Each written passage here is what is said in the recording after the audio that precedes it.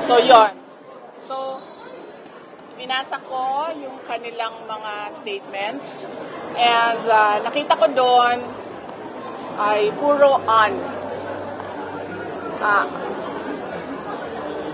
unusual, unbecoming, unhinged. Ano yung isang nila? Esperada, ma'am. Hindi, may eh. Sorry. Yeah, unhinged, unusual, unbecoming, Uncalled for. unsound mind, and what was the other one? Uncalled for. Hindi, meron pa isa. Okay, si Pimentel was unusual, si Escudero was unbecoming, si Young Guns was, Unsound. unsound is Remulla, unhinged is one of those, and then Young Guns is unstable. Unstable. Mental unstable. Yes. So, yung lima na yan, yun lang naman yung gist ng mga sinasabi nila. And, unahin na muna natin, dalawa kasi siya eh. One is legal, doon kay DOJ, and then one is a demand for a psychiatric exam doon sa House of Representatives naman. Okay. So, unang-una, ipagdasal natin ang Pilipinas dahil we have a Secretary of Justice na hindi alam ang batas.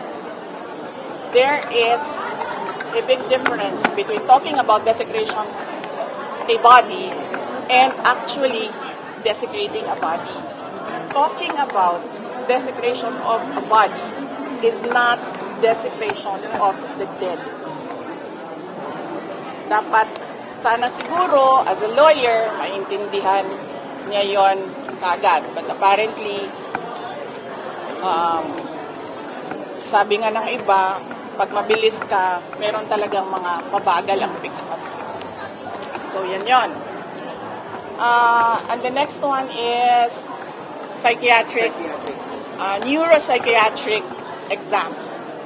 Wala akong problema doon. Game tayo. I will call that neuropsychiatric exam.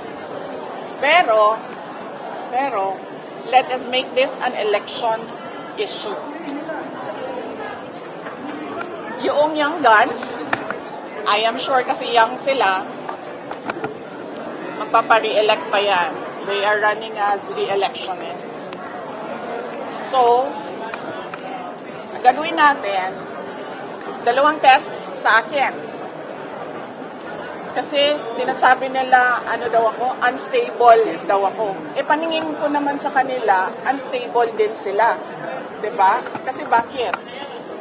Aatake sila, pag sumagot yung inaatake nila, nagagalit sila. Tinatawag nilang unstable. E para sa akin, unstable din kayo.